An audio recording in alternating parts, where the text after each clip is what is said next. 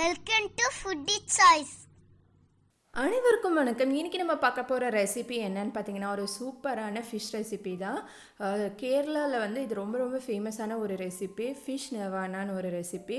செம்ம டேஸ்ட்டாக இருக்கும். செஃப் வந்து சுரேஷ் பிள்ளை சாரோட ரெசிபி. நான் வந்து வாவல் மீனை இந்த மாதிரி வாங்கி கட் பண்ணி வாங்கி வச்சுருக்கேன். இந்த மாதிரி கட் பண்ணி எடுத்துக்கோங்க. இதில் கொஞ்சம் சிம்பிள் மசாலா போட்டு நம்ம வந்து ஃபஸ்ட்டு ஊற வச்சு பொரித்து எடுக்க போகிறோம். அதுக்கு நான் வந்து உப்பு போடுறேன் ஃபஸ்ட்டு. நீங்கள் வேறு எதாவது மீனில் கூட பண்ணலாம், ஆனால் இந்த மீன் தான் ரொம்ப ரொம்ப டேஸ்ட்டாக இருக்கும். ஸோ இதில் வந்து உப்பு, மஞ்சள் தூள், மிளகாய் தூள் போட்டுக்கலாம். நான் வந்து 1 ஸ்பூன் மஞ்சள் தூளும், தேவைக்கேற்ப உப்பு, அப்புறம் காரத்துக்கேற்ப மிளகாய் தூள் போட்டுக்கோங்க. நான் ஒரு 2லேருந்து 3 ஸ்பூன் நல்லா கோபுரமாக அளந்து போட்டுக்கிறேன். ஸோ போட்டுட்டு இதை வந்து நல்லா ஒரு மிக்ஸ் கொடுத்துடலாம். மிக்ஸ் கொடுத்துட்டு இது வந்து ஒரு பெப்பர் பவுடரும் ஆட் பண்ணிக்கணும். ஆட் பண்ணிவிட்டு நல்ல ஒரு மிக்ஸ் கொடுத்துடலாம். மிக்ஸ் கொடுத்துட்டு இதை வந்து ஒரு 15 to 20 மினிட்ஸ் நல்லா ஊற வச்சுக்கோங்க. ஊறினதுக்கு அப்புறமா வந்து நம்ம வந்து ஃப்ரை பண்ணி எடுக்க போகிறோம். ஸோ மசாலாலாம் நல்லா வந்து இதில் வந்து ஸ்ப்ரெட் பண்ணிக்கலாம். அப்போ தான் டேஸ்ட் நமக்கு செமையாக இருக்கும். ஏன்னா மேலே வந்து அவுட்டர் லேயர் கொஞ்சம் ஹார்டாக இருக்கனால உள்ளெல்லாம் மசாலா நல்லா படுற மாதிரி நம்ம வந்து கோட் பண்ணிக்கலாம். கோட் பண்ணிட்டு நம்ம வந்து ஃப்ரை பண்ணி எடுக்க போகிறோம். ஸோ நல்லா வந்து மிக்ஸ் கொடுத்துக்கிட்டேன். ஸோ மிக்ஸ் கொடுத்துட்டு நல்லா ஊற வைங்க. இந்த மாதிரி எல்லா இடமும் படுற மாதிரி நம்ம வந்து மிக்ஸ் பண்ணணும். அப்போ தான் நமக்கு உள்ளே வந்து மசாலாலாம் நல்லா இறங்கும். ஸோ வந்து இதில் வந்து ஒரு ½ லெமனோட ஜூஸ் வந்து பிழிஞ்சு விட்றேன். பிழிஞ்சு விட்டுட்டு அதையும் நல்ல ஒரு மிக்ஸ் கொடுத்துடலாம். மிக்ஸ் கொடுத்துட்டு நம்ம வந்து ஊற வைக்கலாம். ½ லெமனோட ஜூஸ் வந்து நமக்கு இதில் போதும். ஸோ லெமனோட ஜூஸ் விட்டாச்சு. இப்போ அதையும் நல்லா வந்து எல்லா இடமும் நல்லா கோட் ஆகணும் மசாலா. அப்போ தான் உள்ளெல்லாம் நல்ல மசாலா ஏறி காரசாரமாக சூப்பராக இருக்கும் நமக்கு. இது வந்து சும்மா கூட ஃப்ரை பண்ணி சாப்பிட்லாம், இல்லை மீன் பொழிச்சது பண்ணலாம். இதுவும் வந்து இதே மீனில் பண்ணக்கூடிய ஒரு ஃபேமஸான ஃபிஷ் ரெசிபிங்க. கேரளாவில் வந்து ரொம்ப ரொம்ப ஃபேமஸ் இந்த ரெசிபி. இங்கே கூட நாகர்கோயிலில் கூட நிறைய ரெஸ்டாரண்ட்ஸில் இது கொடுக்குறாங்க. ஸோ அந்த அளவுக்கு டேஸ்ட்டான ஒரு ரெசிபி. போட் ஹவுஸ்லலாம் இது நல்லா ஆஃபர் பண்ணுறாங்க. ஸோ இதை தான் நம்ம இன்றைக்கி பார்க்க போகிறோம்.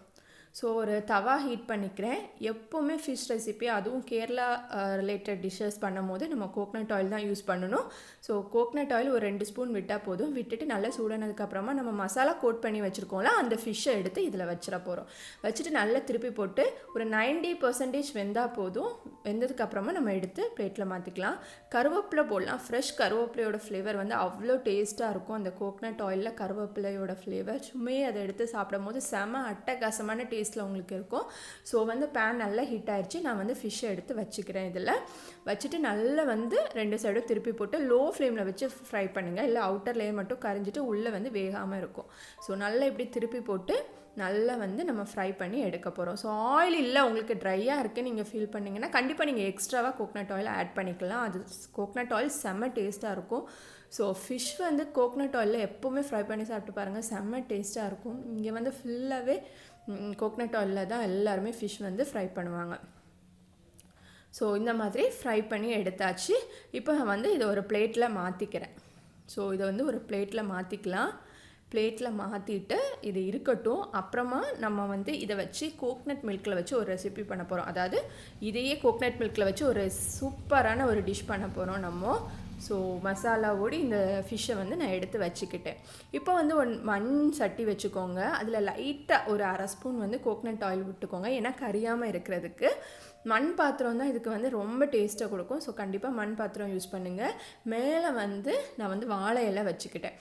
ஸோ வாழை இலை வச்சு கம்ப்ளீட்டாக அந்த பாத்திரம் தெரியாத அளவுக்கு நம்ம வந்து இது வச்சுக்கணும். அதாவது இலை வச்சுக்கணும்.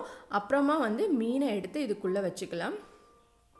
நான் இன்றைக்கி ஒரே ஒரு ஃபிஷ்ஷில் தான் உங்களுக்கு பண்ணி காட்ட போகிறேன். கோக்னட் மில்க் பார்த்திங்கன்னா திக் கோக்னட் மில்க் 1 கப் எடுத்துருக்கிறேன். அதை வந்து இதில் ஆட் பண்ணிக்கலாம். கோக்னட் மில்கோட ஃப்ளேவர் அந்த ஃபிஷ்ஷில் இறங்கி செம்ம டேஸ்ட்டாக இருக்குங்க. கண்டிப்பாக நீங்கள் ஒன்ஸாவது இந்த ரெசிபி ட்ரை பண்ணி பாருங்கள். தேவையான அளவு உப்பு போட்டுடலாம். கோக்னட் மில்கில் ஆல்ரெடி ஃபிஷ்ஷில் தேவையான அளவு உப்பு இருக்குது.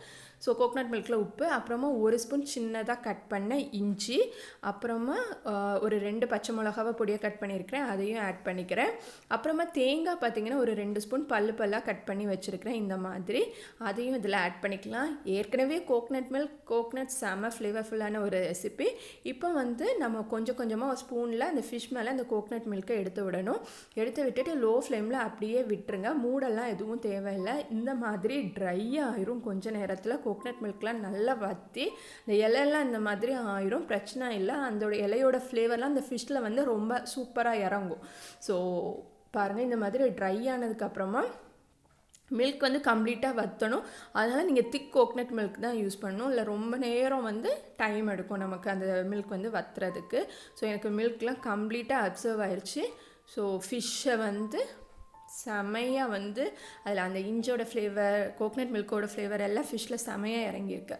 பாருங்கள் எப்படி இருக்குன்னு. இந்த மாதிரி லைட்டாக ஃபோக் வச்சு நான் குத்தி காட்டுறேன். செமையாக வெந்திருக்கு ஃபிஷ்ஷு.